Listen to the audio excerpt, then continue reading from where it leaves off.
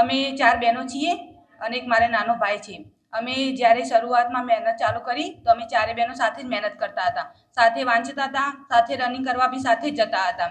જ્યારે અમે વાંચતા હતા 4 તો અમે ક્લાસ જોઈન કર્યા હતા. તો મતલબ ઘરમાં અમારે કોમ્પિટિશન બની રહેતું હતું, કેમ કે ક્લાસમાં બી ટેસ્ટ લેતા અને અમારા ગામમાં લાઇબ્રેરી અમે ખોલી હતી તો ત્યાં બી ટેસ્ટ હતા. તો અમને કેવું લાગતું મારી બેનને વધારે માર્ક્સ ના આવી જાય, મારે એના કરતાં વધારે લાવવા જોઈએ.